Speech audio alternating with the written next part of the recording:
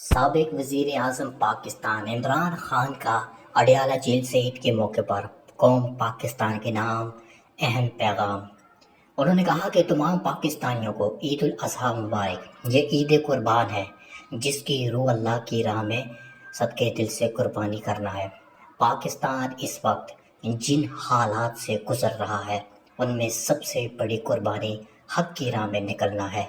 حق کی راہ میں نکلنا افضل جہاد ہے۔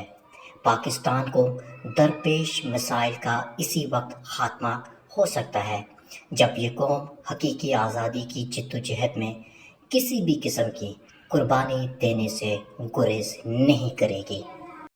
کہ جو مرضی کر لیں میں ڈیل نہیں کروں گا، یعنی یہی بات عمران خان صاحب کی پہلے دن تھی اور یہی بات عمران خان صاحب کی اب ہے، اور یہی سب سے بڑا مسئلہ ہے کہ جو بھی کبھی سیاستدان پکڑا جاتا ہے وہ فوری طور پہ ڈیل کے لیے آمادہ ہو جاتا ہے۔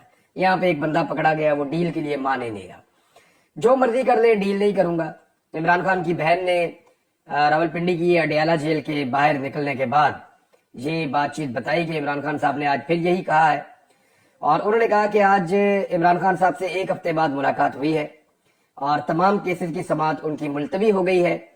آج ہماری بشرا بی بی اور عمران خان دونوں سے ملاقات ہوئی ہے۔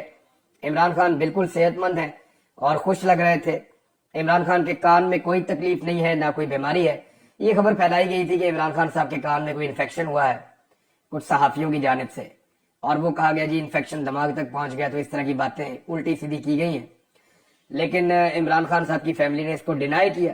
انہوں نے کہا جی بتائیں آپ کا سورس کیا ہے، آپ یہ خبر کیسے دے سکتے ہیں، عمران خان کے بارے میں نیگیٹو خبریں نہ پھیلائی جائیں۔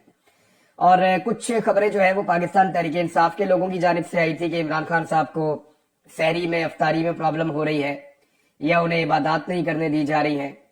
تو اس قسم کی جو خبریں پھیلائی گئی تھی اس پہ بھی عمران خان صاحب کی فیملی نے کہا جی ایسا کچھ نہیں ہے، عمران خان صاحب خوش ہیں، وہ اپنے رمضان کو روٹین کے مطابق دیکھ رہے ہیں، اور انہوں نے یہ پیغام بھیجا ہے کہ میں کسی قسم کی ڈیل نہیں کروں گا۔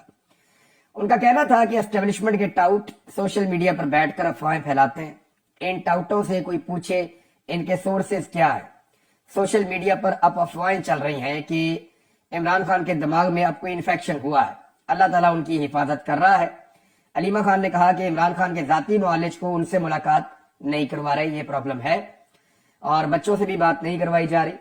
سلمان اکرم راجہ کو آج یہ ذمہ داری دی گئی ہے، وہ عمران خان کے ذاتی پٹیشنز کو دیکھیں گے۔ القادر کیس کا فیصلہ بھی زیادہ سے زیادہ ایک ہفتے میں ہو سکتا ہے۔